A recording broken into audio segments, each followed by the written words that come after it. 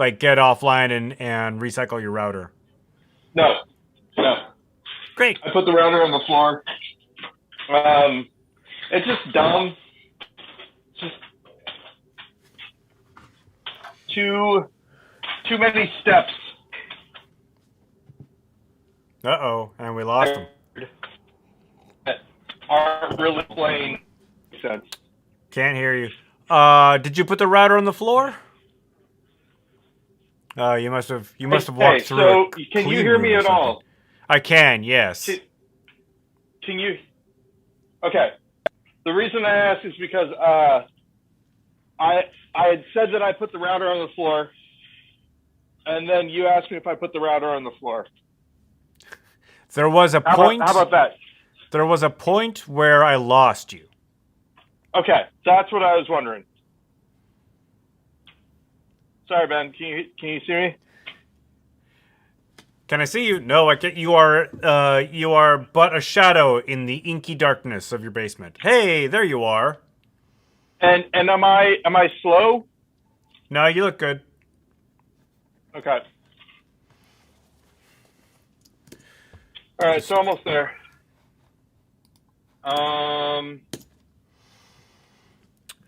Today I'm enjoying some nice coffee. Some iced coffee or some nice coffee? Some nice coffee. I don't do iced coffee. I don't like it. Even in the depths of summer, I still go for the hot coffee. I am unusual in that regard, according to all of my friends. Oh, like they all like iced coffee and the fact that I'll eat ice cream on a cold day.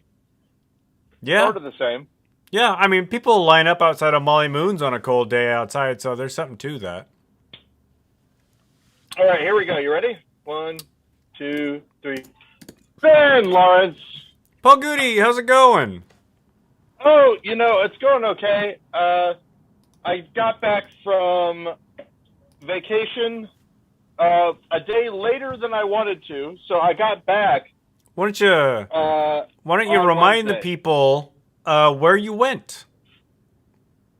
I went to visit my wife Jennifer Pratt's family in Virginia. Her sister lives in Virginia, and then her dad also showed up.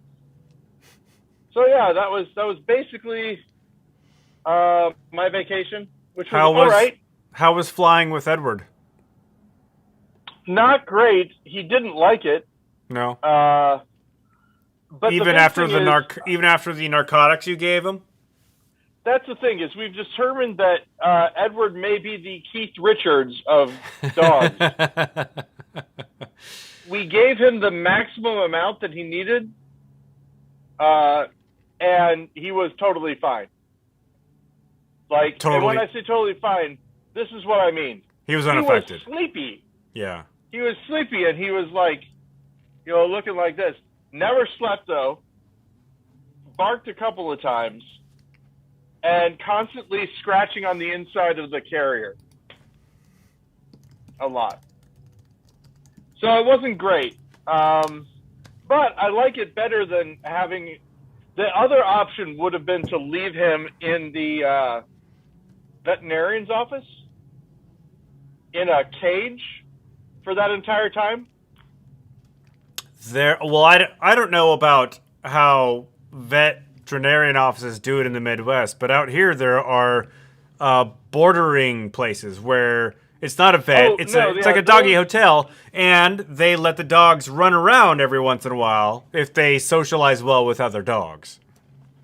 Those existed, but they were more than the plane flight. Yeah, they're not cheap. And also they require like some getting to know you time. Like they have to know the dogs first and stuff like that. Yeah. And they have to be able to get along with other dogs and things. And the thing is that, I mean, we were around Edward the entire time. He gets separation anxiety, so, and how much of that is me projecting, I don't know for sure. But I did finally get a letter from my psychiatrist that recommends Edward as an emotional support animal for me. All right. So that's kind of good. Yeah. How long is the flight from St. Louis to Virginia? Well, it depends on your layover, really, because there's no direct flight. Okay, that sucks. The first one we went from St. Louis to Chicago, and we had I think maybe a 3-hour layover, maybe less, but both layovers that we had were longer than I would have liked. But the good news is that during that time, he wasn't in the carrier. I was able to take him out and play with him and stuff like that. Yeah. But yeah, so imagine, if you will, taking him out, playing with him, and he, sort of stumbling around a little bit. But he never goes out completely. That's kind of what it was like. It did also embolden him a couple of times. Like, he did things that were very out of character. I'm eating a sandwich, and he snakes his head around and just starts eating my sandwich. Not an Edward thing. Edward will look at me and whine a little bit and be like, can you please give me some of that sandwich? He won't just start eating a sandwich that I'm holding. That is not a thing. So he was essentially drunk, but was this medicine meant to knock him unconscious or just to make him docile? That was the idea, I think. I mean, 6 of one, half a dozen of the other, because I don't think it was anesthesia. Like, you wouldn't be able to perform surgery. But it was supposed to make him nap, is what I would say. Gotcha. No. But I have another exciting thing that happened. What's that? Okay. Have we talked about the great controversy about white people not being good if they create people of color as PCs in tabletop role-playing games? As PCs, player characters, right? As player characters, and this is the differentiation. If I'm a game master, right, dungeon master, game master, if I'm running a game, you want to have as full of a world as possible. You play all the different characters, right? So, famously in Dimension 20, Arthur Eggfort, the main wizard at the Eggfort Adventuring Academy, is black. Brendan Lee Mulligan, who's the game master, is white. And Lou Wilson, one of the players, exclaimed in surprise, Arthur Eggfort is black, when he learned about it, because he thought it was super cool. That's if you're a game master. However, if you are a white dude who is rolling up a character, and this is the character you're going to play for the entire time, there were a couple of people of color, and when I say a couple, more than a couple, at least half a dozen people of color who are tabletop role-playing game players and creators who specifically asked people not to do this. And there was a reason for it. There was somebody who accused somebody else of stealing her character, who was a white person, and the character that they accused, that the character that she accused other people of stealing was a person of color. And they were like, what are you doing playing a person of color as a PC anyway? And that's what started the whole thing. But the concept is basically, I think you can understand why it would be upsetting for someone. Yeah.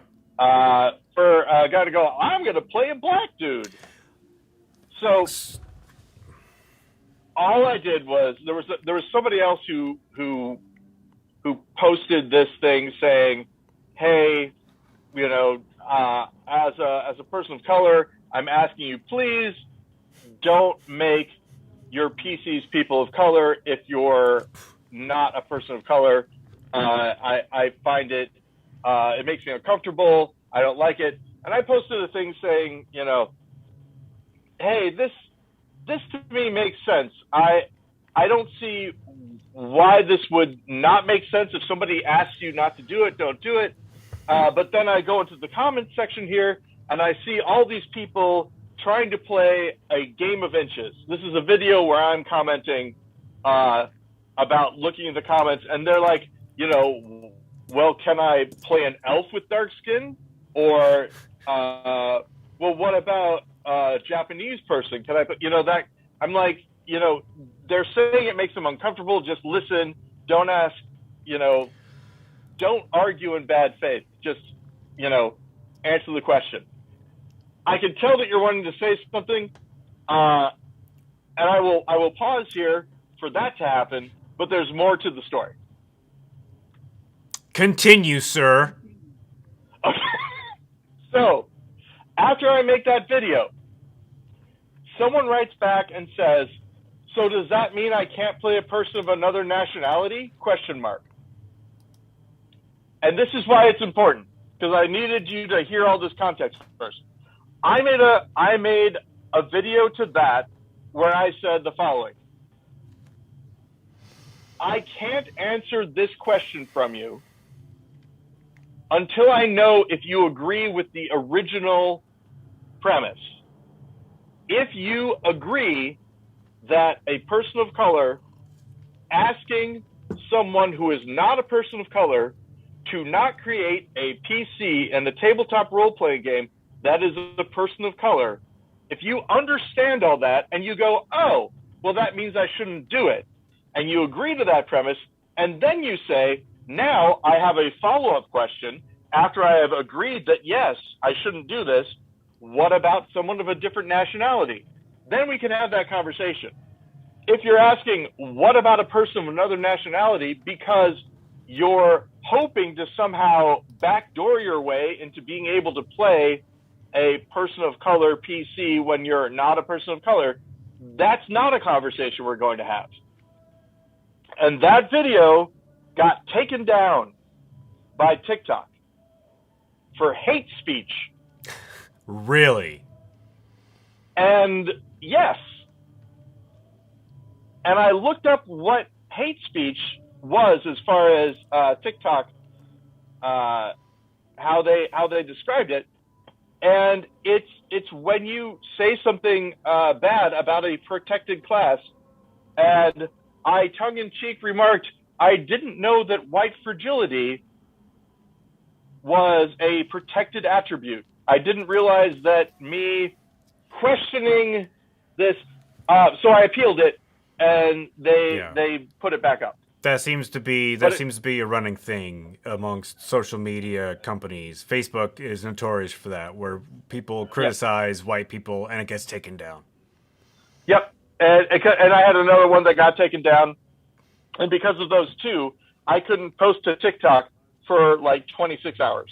Oh my God! How did you manage? Here's the thing. I was able to watch TikToks and comment on them. I just couldn't post any new ones. So really, it didn't change a lot. But I was still salty about it. Yeah. And that was the big drama that happened to me this week. I know. At least the big drama. Oh, sorry. Go ahead. Well, finish your thought. Oh, I was going to say, at least the big drama that I can talk about. Aha. There's always something going on. I know that in the business, like going back and starting with, is it okay for a white person to create a PC that's a person of color? I know that in the business world, it is considered a form of blackface to use emojis that are people of color if you are not a person of color. Like if I'm on Slack and I do a thumbs up, but the thumb is brown, that's considered a form of blackface. And so transferring that into role-playing games, I would assume, yes, it is bad. It is considered a form of blackface to create a character. Now, I have never thought about this before, so I'm thinking out loud here. But to create a human character that is a person of color. Now, if you are creating a non-human character that is dark-skinned, I have no idea what if that's wrong or not. And that is an interesting thing, but this is one of those things that it's the second debate, right? Yeah. In order to have that question answered, you have to at first agree to the first part, because that's all the people that I was talking with. That was their main premise. That was the thing that they were concerned about. Now, when you get into there is some racial coding. This is a separate issue, sort of, but there's some racial coding that goes with some of the races in Dungeons and Dragons because of the roots of it. So that is that's sort of a separate thing. But yeah, if you're playing a fantasy, and this is one of the points that people made, if you're playing a fantasy race, it's different. And they conceded that yes, it's different if you're playing a fantasy race. Now if you play a fantasy race but you have it coded, and I'm saying coded, CODED. It's my accent makes it sound like I might be saying coated, right, which is weird. No, but if you have it coded as a minority, saying. That could also be problematic. So if you play a half-orc, and you like, use it to play out tropes from racist caricatures of other groups, that would also be problematic. But that's not what really is being discussed at that time. And again, if you play a different, if you play a wood elf who has dark skin, that's not going to be the same thing.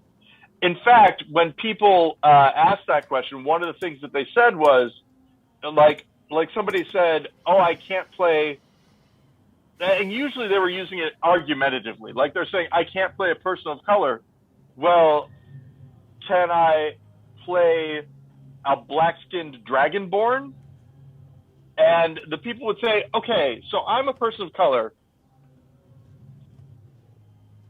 Are you saying that you equate me with a fantasy creature? Are you saying that I am on par with a black-skinned dragonborn? Are you saying that that's, because that was what a lot of the arguments were going to. A lot of people asked that question. A lot of people said, well, then white people can't be played by people of color. To which a lot of people of color were like, why would I want to play a white person? I know that's even a debate. I can play a winged bird person, for example. I can play someone who's made entirely out of fire. Why would I go? You know what I really would like to play at this point? A colonizer. Exactly. Have you ever seen Will Smith's movie Bright? I believe it's on Netflix. Yes, I have actually. Yeah, the guy who is partner with an orc. I've never seen it, but Steven just said that you described the plot to it. Oh, okay. So Bright, interestingly enough, who's the guy who,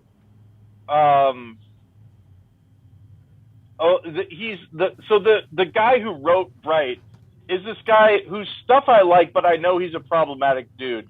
He did an adaptation of Dirk Gently's Holistic Detective. Sorry, what? I said that could be anybody. Well, he did an adaptation of Dirk Gently's Holistic Detective Agency. He wrote American Ultra, I believe. And I think his dad was the director for the Twilight Zone movie who had a couple of people killed in a helicopter crash. Oh, yeah. John Landis is the Twilight Zone director, so his kid. Yeah, it's Landis. I can't think of what his... It's a normal like really generic first name, like Matt Landis or Unlike John. Yeah, exactly. Well, that's yeah.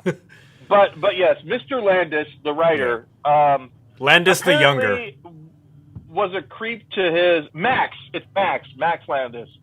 Apparently was a creep to one of his girlfriends or many of his girlfriends, or he's a creepy dude. Sorry, Max Landis, if that's mischaracterizing. And sorry also if Max Landis actually killed some people and I'm wrong about that. It's funny because I was thinking of the name Max because of Max Brooks. Oh. But I did not know that I didn't know that John Landis' kid's name was Max as well. Yeah.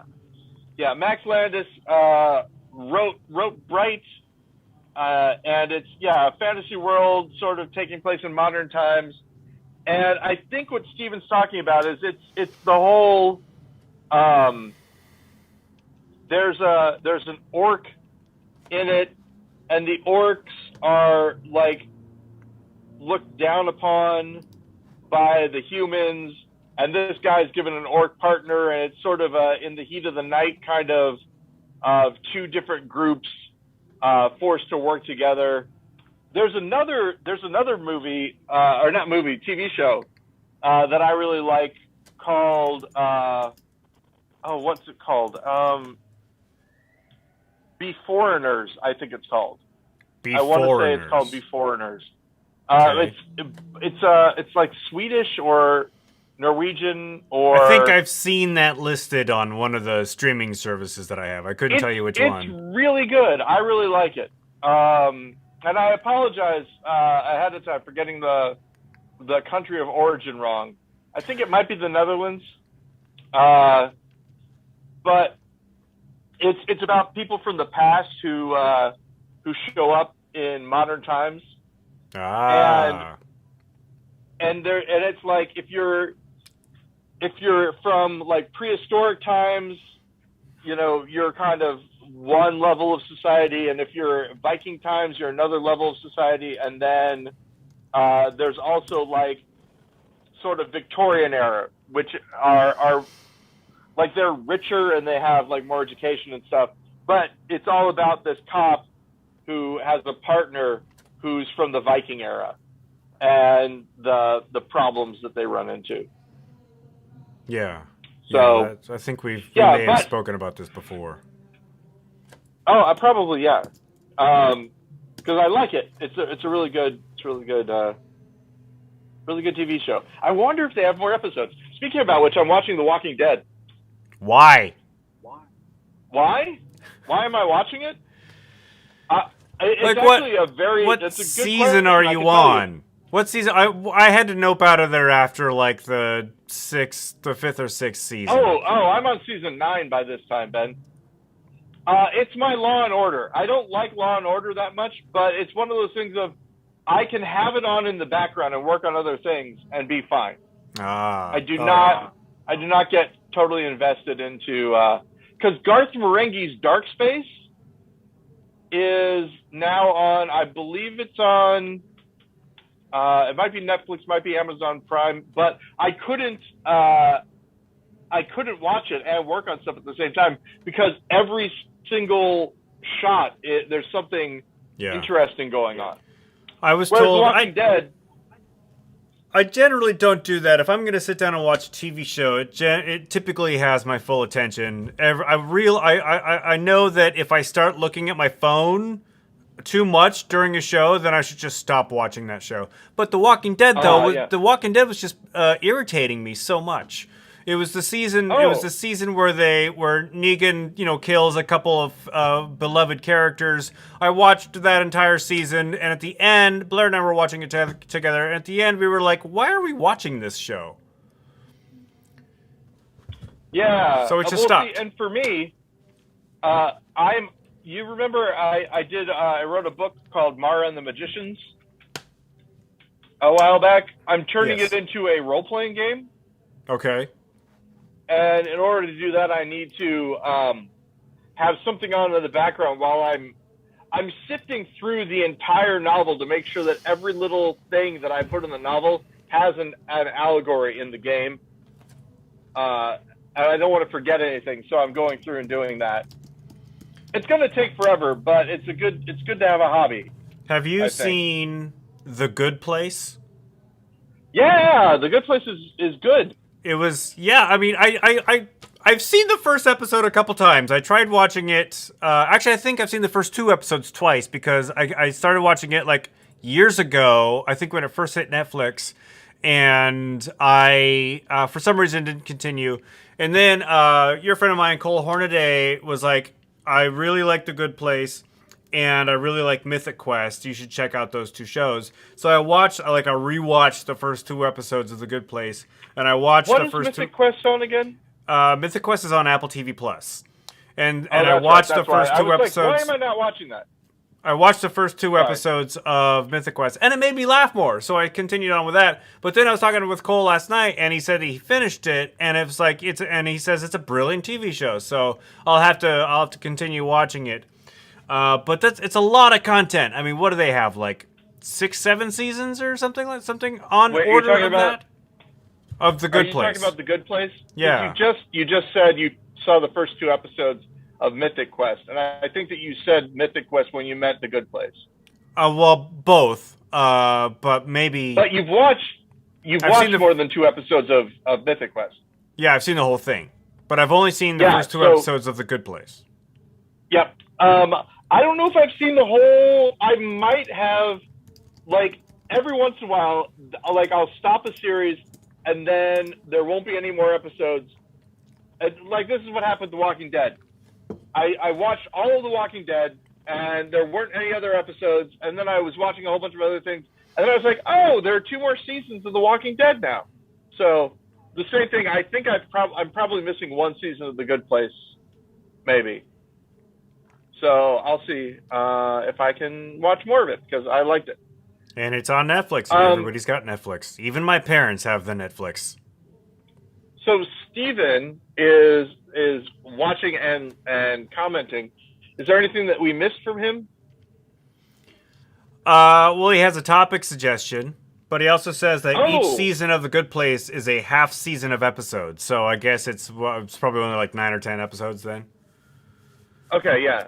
I was rewatching Star Trek: The Original Series just because it's on Netflix, and I'm like, hey, I've probably seen all these episodes because my dad watched it when I was a kid, and so I started like rewatching it from the beginning, and and it's only 3 seasons, but there's like 22, 23 episodes, and they are like 55 to 57 minutes long.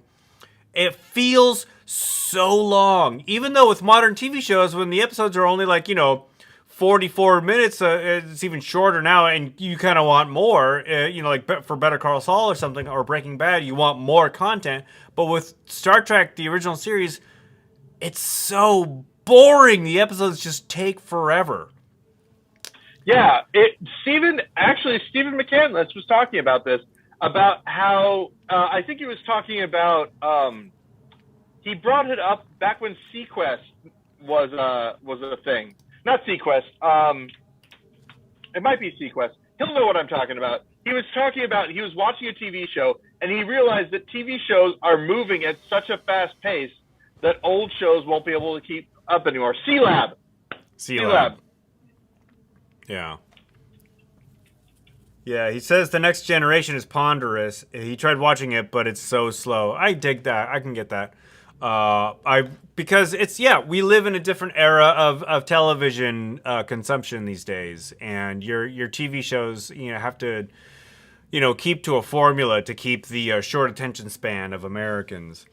But there is a topic that Stephen proposed that we talk about. I don't know how much information we'll have on this, but you're familiar with the large internet retailer and the founder of which started a space company, Blue Origin, he recently went into space. Well, so Elon Musk's company SpaceX went into space. I'm just gonna.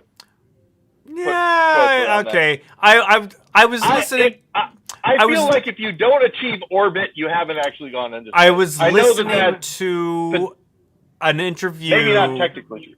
I was listening to an interview with someone who is more well-versed in these matters than I am. And this person said, yes, both Jeff Bezos and Richard Branson technically went into space because they reached a certain altitude where there is weightlessness and there is no... Like, I can't remember what the barrier is called. It's where there's no atmosphere, right? Mm-hmm. So... Technically, yes, they win. You can make fun of them as much as you want because they didn't achieve orbit or whatever. But anyway, SpaceX... Are other people making fun of them for not achieving orbit? Oh, lots of people. Like all the late night show hosts. That was just a me thing. I didn't know that other people were doing the same thing. Seth Meyers has really been jabbing at Bezos for his claims that he went into space. But anyway, to get back on topic, SpaceX has a contract with NASA. Jeff Bezos, I guess, was a little hurt, and so now he's complaining that NASA wrongly awarded the lucrative astronaut lunar lander contract solely to Elon Musk. And so Bezos and Blue Origin premiered a lunar lander, which is, it looks like a sphere inside an Apollo lander. And he says the blue balls joke writes itself because it's Blue Origin, so it's a wash in all this blue light. And then there's another picture where it's deflated. The blue, I guess the blue is the capsule for humans.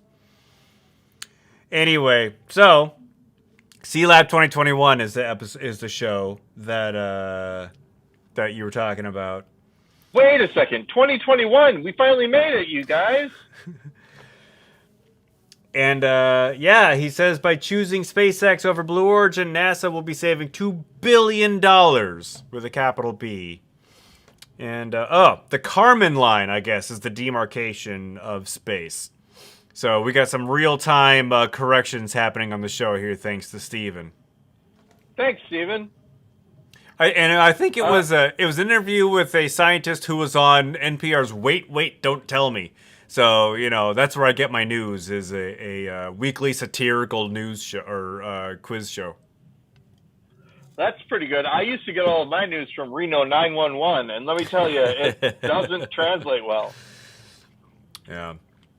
I had a lot of time to listen to podcasts because I was on a half vacation, half road trip this last week. Right. Weren't you transporting something for someone? Yeah, so last Friday, I flew down to Oklahoma City and helped load a U-Haul truck full of 2/3 of my grandmother's house.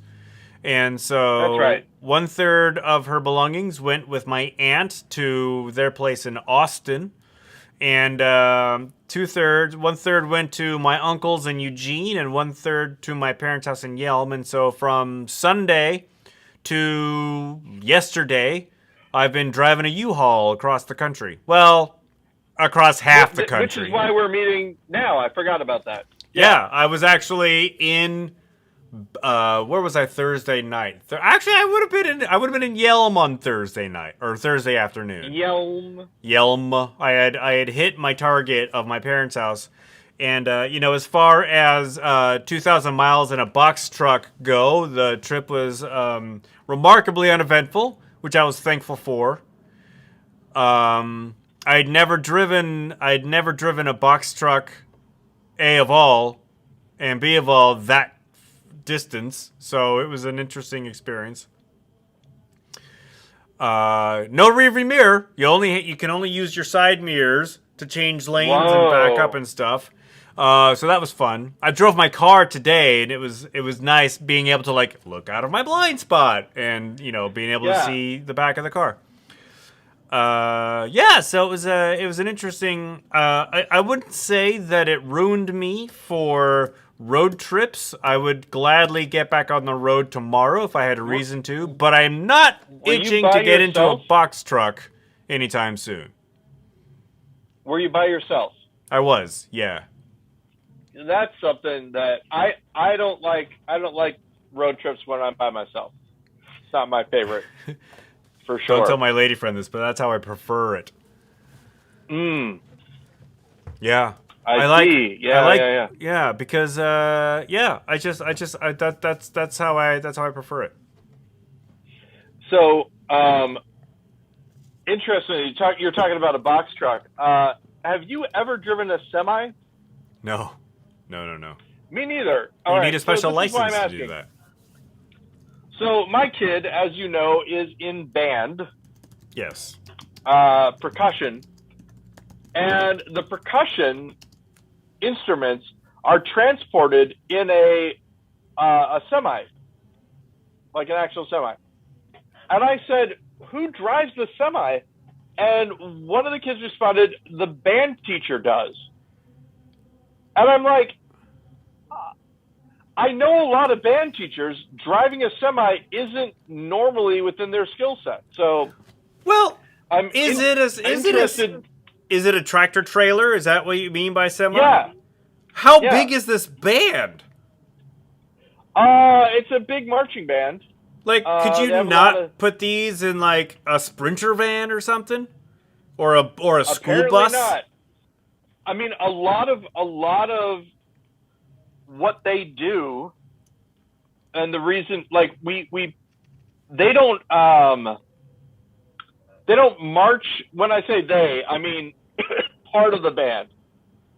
Part of the band, they don't march with the rest of the band. They stand and play. Yeah. And that's what Betty does. She's in that group. But they stay later than everybody else because they're reloading the equipment back onto the semi. I want to see a picture of this semi truck. Yeah. That the band leader drives. Yeah, I'll do it. I'll get you. Send me a picture.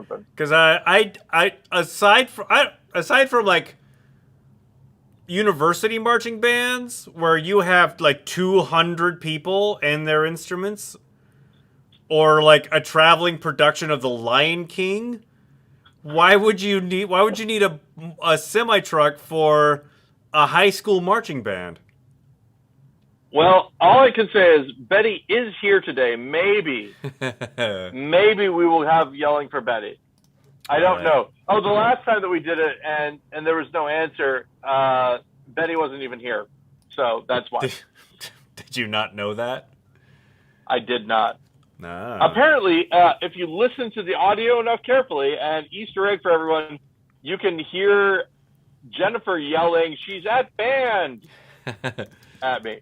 So I'm assuming that this band leader has a CDL license, a commercial driver's license. Oh boy, I hope so. Because if not, because that takes you need qualifications and training and certifications for that. Yeah.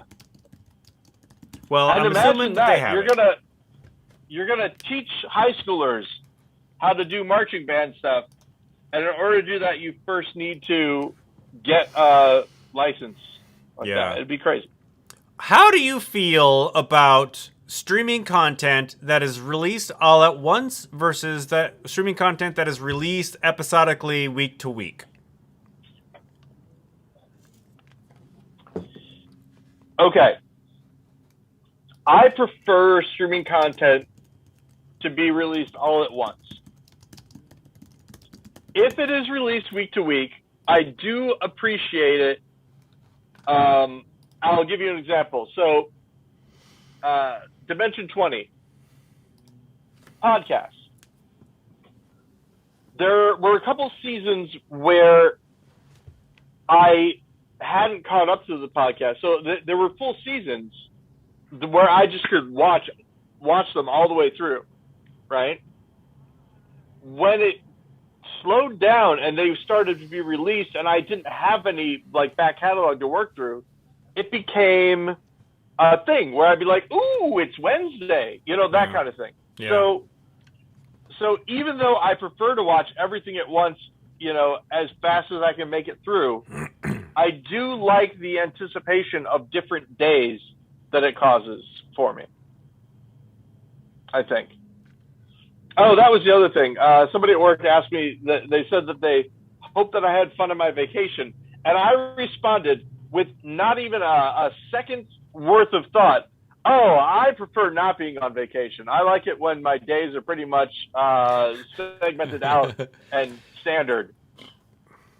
And they were like, okay, and then that was the end of the conversation. Um, but yeah, that's the thing. When I'm on vacation, it's never there. There has to be something different that I enjoy. Like maybe it's a new landscape, maybe it's like the hotel that we stay in whenever I go and visit. Okay, so first of all, there's talking to Jennifer's family, which I don't normally do, right? So that's nice. That's like an extra thing. And then the hotel that we stay at, it's always been the same hotel. We stayed at the same hotel 3 times now. And for me, that's actually great because it's like, oh, I'm staying at this hotel now. It's not completely new. Yeah. It's a different thing, but I feel like if I were to go on a vacation that was like, let's say, a big escape room, if there was something to do, like if I were on a tour, let's say, it might also work out because I'd be distracted. Like, okay, I'm on a tour, and the on a tour thing would be, good. But the problem that I have with hotels sometimes is, okay, I'm sleeping in a bed. But this isn't my bed. This is this bed. I like my bed. Okay, I'm using the Wi-Fi, but this isn't like my Wi-Fi. I like my Wi-Fi. But you know what I mean? Like, if there's not enough variation from my regular life, I'm just irked that things aren't working the way that I'm used to them working.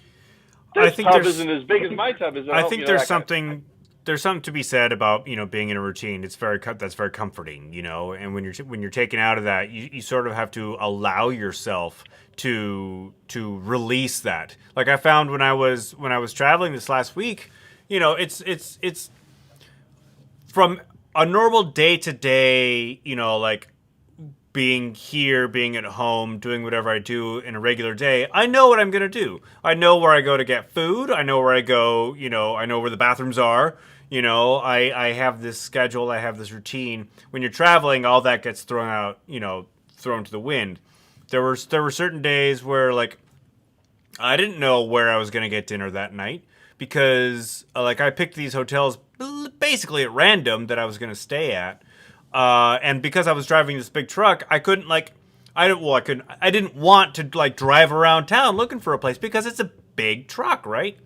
And so once I found my hotel for the night and parked the truck, I was basically done driving. And so any place I wanted to eat dinner had to be within a reasonable walking distance of the hotel. And so on some days, that was like, so that's on days like that, times like that, I was kind of missing. Oh, I can't just walk down to the QFC on my way home and cook dinner. I have to find, like a fast food place that's open. There were a number of places I encountered that were open for drive-through only, which didn't really help me. Oh no, yeah, that's right. Oh hey, speaking about drive-through only, COVID making a big comeback. Very excited. Yes. I've started wearing my mask at the grocery store again. That's another. I wasn't. Yeah, I wore a mask anytime I was inside, and 99% of the time I was the only one wearing a mask. Everywhere I went, from Oklahoma all the way up here to Seattle, like at the U-Haul return place in up where I returned the truck, I was the only one wearing a mask inside. And for context for people listening to this, at the time that we are speaking, the CDC has not released a thing saying y'all should be wearing masks again. At least not that I know of. Maybe they have, but for a while, and especially around where I live, there are signs on all the different stores saying if you're vaccinated, which I am, you don't have to wear a mask. But start wearing my mask basically when we were on our trip, there were some times, and then when I got home, I just started doing it, and I noticed that most of the stores have taken down the thing saying that if you're vaccinated, you don't have to wear a mask anymore. So it now just says you're recommended to wear a mask.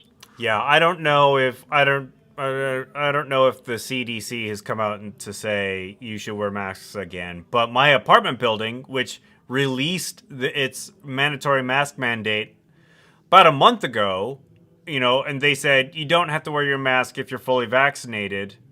But if you're fully vaccinated, mask wearing is a choice. Just yesterday, they were like, you know what? No, masks are back on the menu, boys. Yep. And like the Missouri the Metro bus station folks. You having fun with your mustache there? Oh yeah, I'm sorry. You've caught me. This is a thing that I do sometimes. I forgot that you could see me. Yes. I'm twisting my mustache around. Oh man, I didn't show you my big jack. It's unfortunate. Do I want to see this? Maybe you've seen it on my YouTube. Not on my YouTube, my TikTok. No, you're not on TikTok. I am not on the TikTok. I found you know jacks, right? The game where you throw the ball and you pick the jacks up from the ground. Big in the 50s. I got one that's this big, and it is so much fun to just like play around with. Well, I guess you're not going to accidentally step on that in the middle of the night. Yeah, exactly. Very difficult to do. But it's also really big and made out of metal. So the show note for that is Paul's Big Jack. Yeah. So, if anybody searches for that online, they're going to come across this show. Hey, you know what happened? So what happened, Ben? Well, I'm going to tell you. Are you familiar with the publication The Fortean Times? I do know of the Fortean Times, yes. Very much so. Started by Charles Fort, who was a paranormal investigator. Very into cryptids was he, as well as fish rainfall frequencies. Well, for example. So the Fortean Times is I think it's a monthly publication. Maybe it's weekly or or semi-weekly. I'm not quite sure. However, there was a review of A Glitch in the Matrix in the latest issue of Fortean Times. What? Young me would be so incredibly happy about that. I was informed of this by the aforementioned Cole Hornaday, who's a subscriber to the magazine. He sent me a picture of it, and I asked if you were mentioned in the review by name. He said the only one who is name-checked in the review is the Matrix Killer. That's too bad. And also, I feel bad for... All right. I preface this with, oftentimes I make a joke on this podcast that I would hate to say that somebody is a good guy and then find out that they murdered people. Yeah. So I am not saying this is a joke. I am saying this as a person. I feel as though this guy who has now lived in prison for a while and is doing, obviously, I am not trying to diminish his crimes at all, but I do feel, from what I have read about him, he is trying. He is trying to do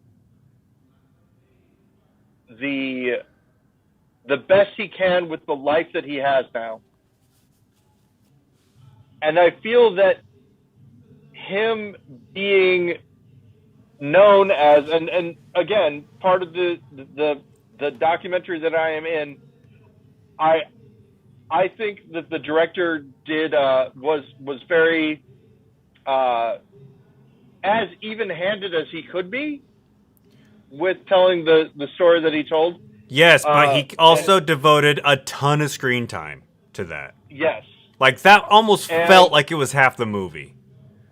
It may it not have really, and been, if you count the minutes, but it did feel very long, a very long segment. And the important thing that I think needs to be known for people is that he gave that interview in an attempt to, and I think that you see it in the film at the end, towards the end and all that.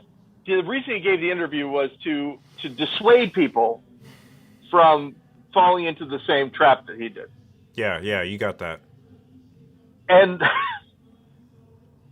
so, and I'm laughing, but I'm not. I don't think this is funny. It's what happens when I'm uncomfortable about things. The fact that he will be known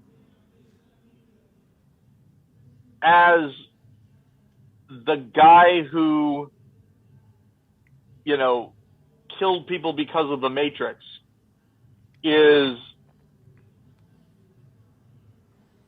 it's unfortunate because of the person who he is now.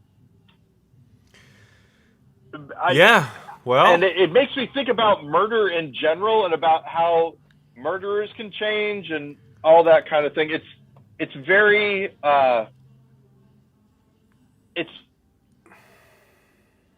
it's more upsetting to me that and again I need to state that this laughter isn't because I think this is funny, but it's more upsetting to me that the people who survived that, the people who are still alive, his family and folks like that, who are still living, will also know about that, and that this is now brought up again for them because of the film.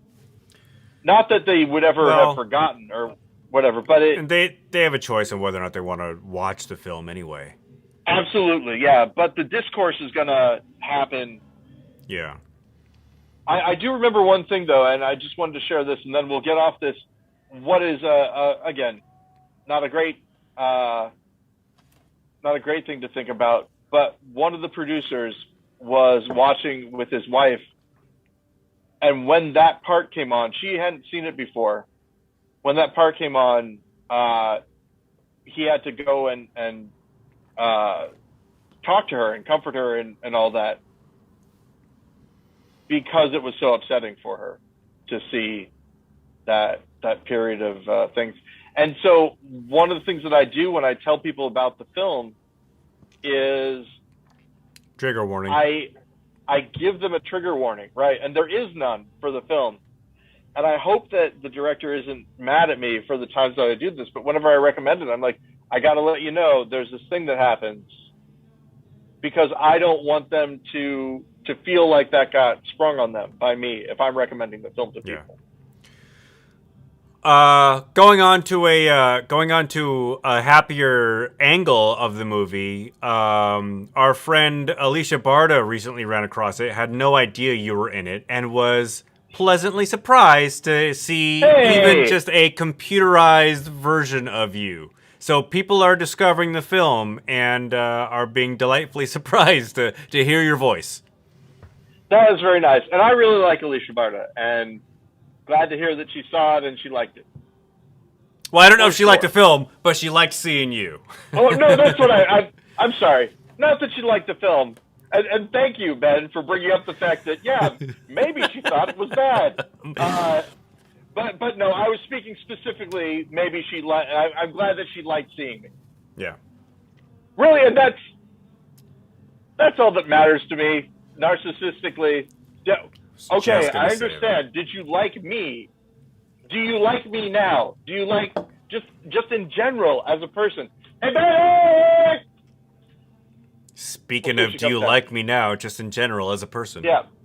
it is funny. Sometimes I'm like, maybe she didn't hear me. Sometimes I'll think that to myself if she doesn't come down. I don't think that's possible. I mean, if she's wearing headphones or something. But there's a telltale bark of Edward saying that Betty is on the move. Oh, yeah. It is nice to have that little early warning system. Prep me for some topics when you give her the headphones. I have no idea what to say today. I want you specifically to quiz her about... Oh, and quiz them. Also, them. Thank you. Betty is a they, them. Okay. And I don't know if I've mentioned that, but... you did once, but you've not been consistent, so I didn't know. Yeah. It does... It is difficult for me to break out of old habits, but I'm trying. I understand. For sure. But yeah, ask them about their band teacher and the truck. That's what I want to know. Yeah. If they come down. If they come down. We have 1 minute left, Paul. 1 minute left. We're running out of time. This stream will self-destruct. No, we started later than you think, Betty. No, I'm looking at the clock. Oh, dang it. 6 minutes. 6 minutes left. All right, because you're late. I hear them coming. Hey, guys. Hey, so here, I'm going to just put these headphones on you. We just have a question. Ben has a question. Yes, what is the question? Hi, Betty. How are you? My question is... so your dad says that your band uses a semi-truck to transport all of your band equipment. Is it actually a semi-truck? How much how big is your band? I have a hard time believing that a high school band needs an entire semi-trailer to transport all the equipment. Well, you see, there are a lot of like marimbas and xylophones. Okay, marimbas are large, and xylophones are large. Yeah, and so we gotta like have space for it. Not to mention that there's a bunch of like sound equipment and like auxiliary stuff and like extra stands, extra everything, and things that I don't even know what they are. So that's why we need a semi for it. And So your dad says that your band leader is also the driver of this semi-truck. Yeah, I'm pretty sure he is. Are they a good driver? You don't know. Well, I don't see him drive the thing. Okay. But he's allegedly the person who drives the semi-truck. Yeah. My nose is getting really stuffy, so I'll just go. Okay, good talking to you. Bye. Bye. Oh, there you go. And there you have it. It is an actual semi-truck. I still want to see a picture of it. I still have my suspicions. Should have asked Betty to take a picture with their phone. It is a semi-truck.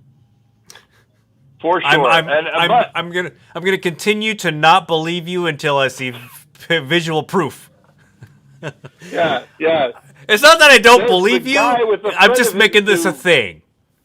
Reads the 14 times. No, I do like it. It is sort of like the snuffleupagus of our relationship right now. Exactly.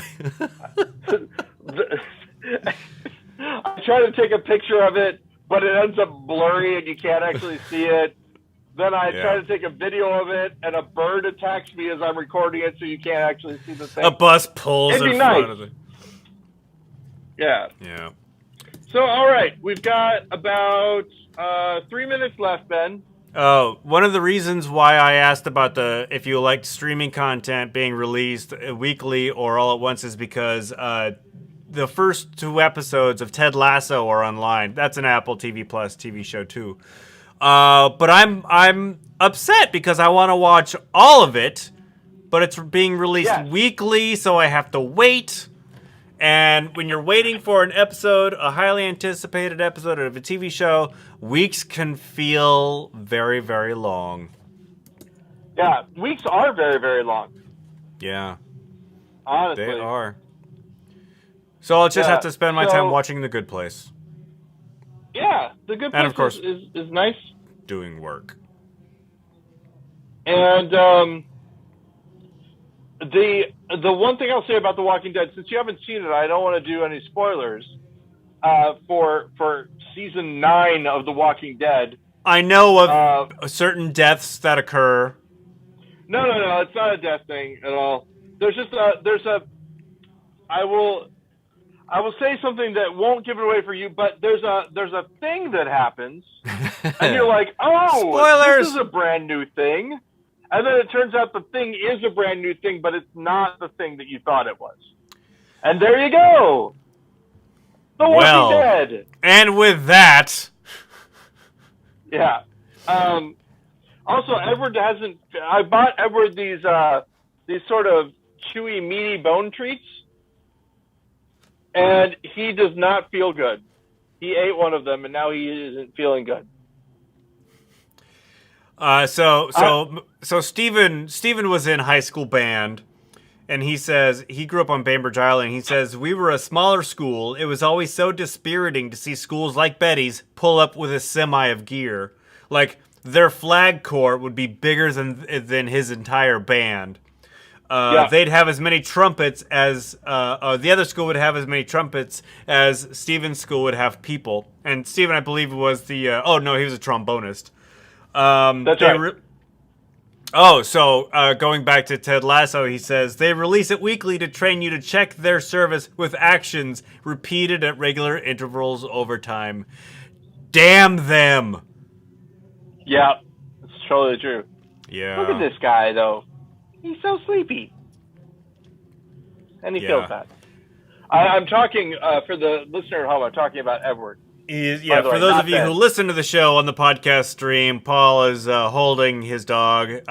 Check the show notes. There's a link to the YouTube stream on the GudeLaurance.com webpage for this show, where you can actually see Edward at the probably like the hour and 5 minute mark, because I started streaming like right when you logged on to Zoom. So there's gotcha. Bonus content for people who tune into the stream, which is at this point just Steven.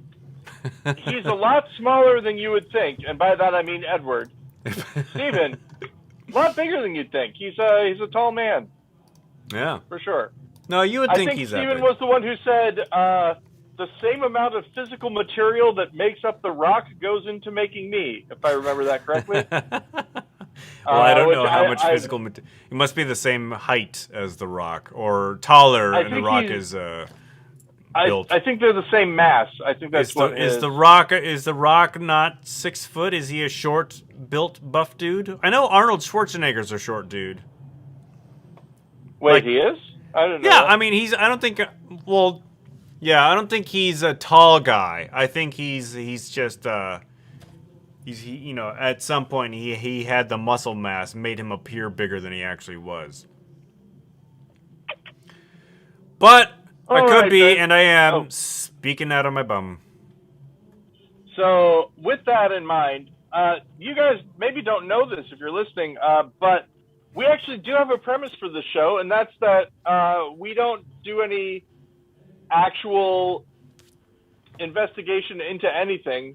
We speak off the top of our heads for this. Painfully no obvious. research whatsoever. So, if you have discovered, okay, there's one thing. Discovered, not a word. If you've discovered anything incorrect about this podcast, feel free to write to us at Ben's email at yahoo.com at gmail.com and let us know. Or you can also call us at B10 Lung Lag and leave a message. Leave a message. You might be able to ring through to the show, but on the Google Voice page it says, your browser might prevent calls from ringing. Change your browser settings to allow voice.google.com to play sound. And I don't care about looking into that. However, we do have some more real-time corrections. Steven says that he and The Rock are the same height, same weight. It's just that the mass is, or the weight is, however, distributed differently. Yeah. It makes sense to me. Thanks, Steven. I thought I was right. See, I remember Yeah. things sometimes. Yep. And with that, I ask you, Ben Lawrence, and those listening at home, to please keep it wrong. All right. Paul Goody, you keep it wrong as well, and we'll talk to you next week, probably at the regular time on Thursday. Thursdays Hey, at that'd be 4 something. p.m. Pacific, 6 p.m. Central.